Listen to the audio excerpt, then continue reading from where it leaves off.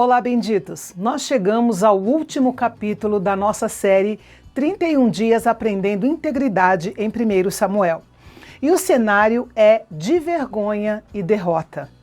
Os soldados de Saul não estavam à altura do exército filisteu, com suas grandes divisões, que podiam variar entre 10 e 20 mil homens, além dos seus inúmeros carros. Eles estavam acampados em Sunem e o exército de Israel estava acampado em Gilboa. Os filisteus preferiam lutar em terrenos planos porque eles dependiam dos seus carros. Por isso Israel tentava atraí-los para a região montanhosa ao redor do monte Gilboa. Israel estava em menor número e era inferior em capacidade. Por causa disso, alguns soldados israelitas desertaram e outros foram mortos quando estavam correndo de volta ao seu próprio acampamento. Por causa da sua profunda rebelião contra o Senhor, Saul não estava pronto para a batalha. Em vez de levar o seu temor de enfrentar os filisteus ao Senhor, ele só piorou as coisas ao buscar a voz de Deus por meio de uma feiticeira. Sem as orações de Samuel e sem a liderança ungida de Davi, o exército de Israel estava destinado à derrota. Uma das primeiras regras na guerra da antiguidade era matar o rei inimigo. Saul estava no campo de batalha com 3 dos seus 4 filhos. Por algum motivo, Isbosete, também conhecido como Esbaal, não estava com eles. Os filisteus perseguiram Saul e os seus filhos e conseguiram atingir Jonatas, Abinadab e Malquissua. Jonatas, o grande amigo de Davi, bravo e digno, morreu como poderíamos esperar, lutando lealmente por seu Deus, pelo seu país e pelo seu pai Saul até o fim. Depois os filisteus se concentraram em matar Saul, até que o atingiram e ele foi ferido mortalmente. Saul então pediu que seu escudeiro o matasse para não ter que morrer nas mãos dos filisteus, porque os filisteus eram famosos por abusar das suas vítimas e por humilhá-las, especialmente se fossem oficiais e reis. Saul temia ser torturado até a morte, por isso, quando seu escudeiro negou seu pedido, ele próprio se lançou sobre sua espada e morreu. Ao contrário do que a maioria das pessoas pensam, a morte de Saul não foi um suicídio. A morte para ele era certa, e temendo o pior da parte dos filisteus, ele fez isso porque sabia que não iria sobreviver. Quando o escudeiro viu que Saul estava morto, também se matou, e assim toda a guarda pessoal de Saul e todos os oficiais ao seu redor acabaram morrendo. Foi uma vitória absoluta dos filisteus. Quando a notícia da morte do rei Saul se espalhou, o pânico tomou conta do povo de Israel. Até os que estavam do outro lado do Rio Jordão fugiram aterrorizados de diante dos filisteus, deixando suas cidades livres para que eles as ocupassem. Veja que o pecado de Saul e a sua ruína final afetaram muito mais do que ele mesmo. Afetou a sua família imediata e literalmente colocou em perigo toda a nação de Israel. Pobre Saul, nenhum reinado poderia ter começado com perspectivas mais justas e brilhantes e terminar em uma noite tão escura e no mais absoluto desespero. E infelizmente, o mesmo pode acontecer conosco, a não ser que observemos, oremos e andemos humildemente com o nosso Deus. A história de Saul nos mostra por que os líderes têm uma responsabilidade maior diante de Deus. Sua queda pode colocar em risco muito mais pessoas do que a queda de alguém que não é líder. É por isso também que no Novo Testamento nós vemos um alto padrão que é exigido aos líderes, que sejam irrepreensíveis diante do povo de Deus e do mundo.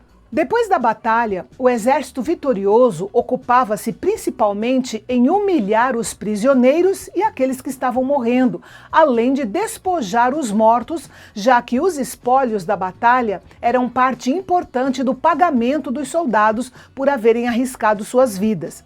Os filisteus tiveram grande prazer em humilhar o corpo de Saul. Tiraram as suas armas, a sua armadura e cortaram a sua cabeça. Depois de o exibirem em vários lugares, colocaram as armas no templo da sua deusa Astarote e a cabeça no templo do deus Dagom. Por fim, exibiram em público os corpos mutilados de Saul e de seus filhos no muro externo de Bet-sean, que era uma cidade controlada pelos filisteus no vale de Jezreel. Para um israelita, deixar de receber sepultamento adequado era tanto uma humilhação quanto um sacrilégio, e ter o corpo mutilado e depois exposto publicamente era pior do que a própria morte. Os filisteus estavam declarando a todos que haviam conquistado uma grande vitória sobre o seu maior inimigo, o povo de Israel. Para eles, Dagom havia triunfado sobre o Deus de Israel. Mas, em uma época de desgraça, perda e tragédias como essa, Deus ainda tinha homens valentes para fazer o que era necessário. Os homens de Jabes de Gileade ficaram sabendo da tragédia e organizaram uma missão de resgate. A primeira grande vitória do rei Saul havia sido a libertação de Jabes de Gileade dos amonitas, de modo que o povo da cidade sentiu obrigação de vindicar a memória de Saul. Todos os seus homens valentes percorreram durante uma noite um caminho de cerca de 25, 30 quilômetros até a cidade de Bet-sean e pegaram os 4 corpos mutilados e já em decomposição. Eles arriscaram suas vidas, mas levaram os corpos para Jabes de Gileade. Ali eles cremaram os corpos e sepultaram os seus ossos. Os israelitas não costumavam cremar seus mortos, mas em casos de emergência, como era ali o caso porque os corpos já estavam entrando em decomposição e não podiam ser lavados e ungidos, como era costume deles, o sepultamento digno era dado aos ossos, depois da cremação, como foi o caso de Saul e seus filhos, que tiveram então os seus ossos sepultados debaixo de um arvoredo. Depois, os habitantes de Jabes de Gileade jejuaram 7 dias em um tributo a Saul e aos seus filhos. E aqui nós encerramos esta série sem um final feliz. Apenas recapitulando, no primeiro livro de Samuel, nós vimos 2 pessoas que fracassaram em manter a sua integridade e 4 pessoas íntegras que foram bem-sucedidas no que fizeram. Eli, o sacerdote, fracassou porque foi tolerante com seus filhos corruptos e ímpios no serviço ao Senhor. Saul buscou integridade no começo do seu reinado, mas depois tornou-se um líder instável, com uma vida pontuada por atos de desobediência, especialmente na consulta à feiticeira de Endor. As 4 pessoas íntegras foram Ana, uma mulher que creu no poder da oração; Samuel, seu filho, que foi um homem íntegro durante toda a sua vida, como profeta, juiz e sacerdote. Jonatas, um príncipe de alma generosa e íntegra e que foi o melhor amigo de Davi.